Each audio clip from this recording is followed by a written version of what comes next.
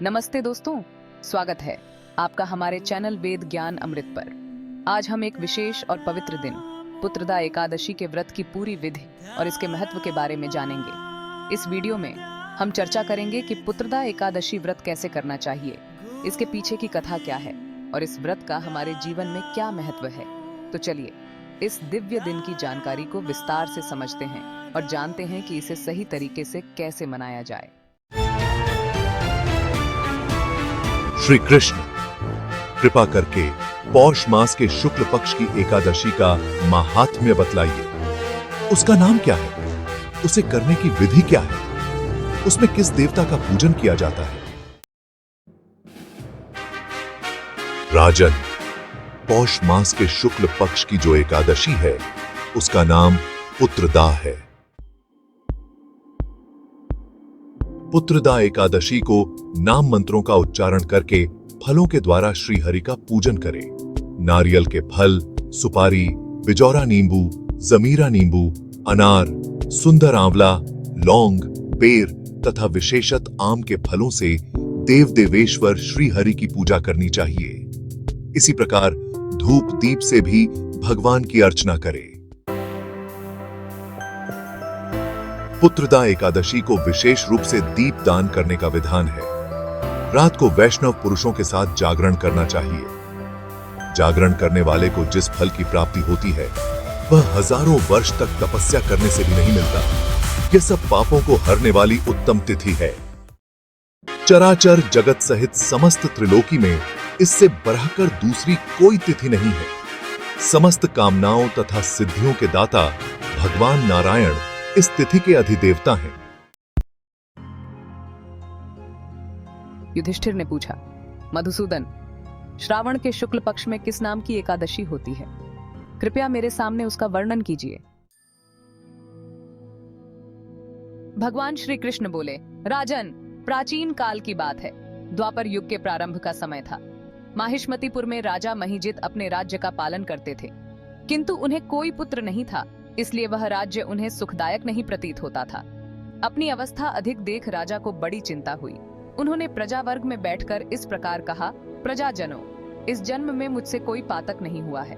मैंने अपने खजाने में अन्याय से कमाया हुआ धन नहीं जमा किया है। ब्राह्मणों और देवताओं का धन भी मैंने कभी नहीं लिया है।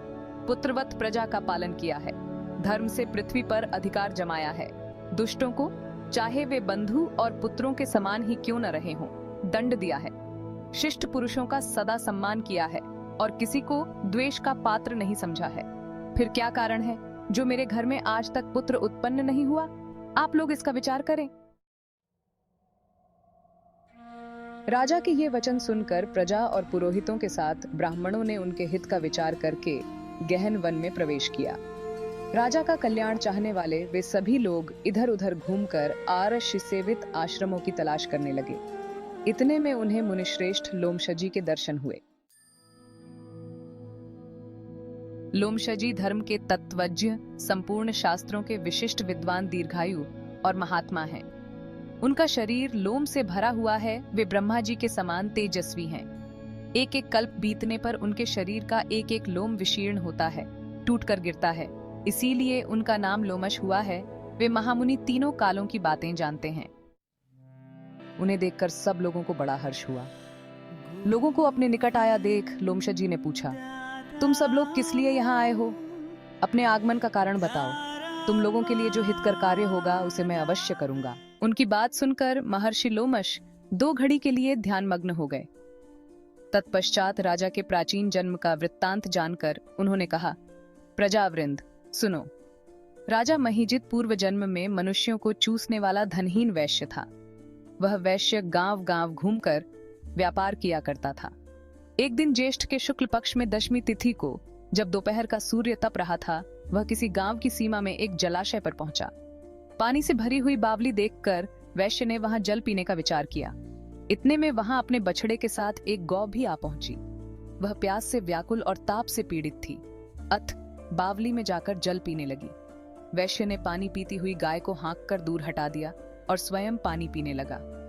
उसी पापकर्म के कारण राजा इस समय पुत्रहीन हुए हैं। किसी जन्म के पुण्य से इन्हें निष्कंटक राज्य की प्राप्ति हुई है।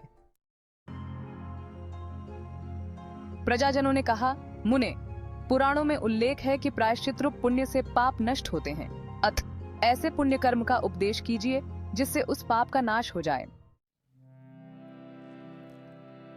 यह सुनकर प्रजाजनों ने मुनि को नमस्कार किया और नगर में आकर विधिपूर्वक पुत्रदा एकादशी के व्रत का अनुष्ठान किया।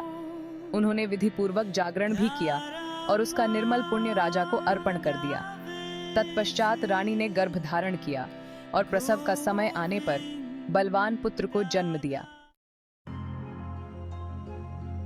इसका महात्म्य सुनकर मनुष्य पापों से मुक्त हो जाता है तथा इहलोक में सुख पाकर परलोक में स्वर्गीय गति को प्राप्त होता है। तो दोस्तों, आज हमने पुत्रदा एकादशी व्रत की विधि, इसका महत्व और इसके पीछे की कथा के बारे में विस्तार से जाना। अगर आपको यह जानकारी उपयोगी और प्रेरणादायक लगी हो तो कृपया इस वीडियो को लाइक और अपने दोस्तों के साथ शेयर करें। हमारे चैनल को सब्सक्राइब करना न भूलें ताकि आप हमारे आने वाले वीडियो की सूचनाएं समय पर प्राप्त कर सकें। आपके किसी भी सवाल या सुझाव के लिए कमेंट्स में हमें जरूर बताएं। अगली बार एक नई जानकारी के साथ मिलते हैं। तब तक के लिए धन्यवाद और नमस्ते।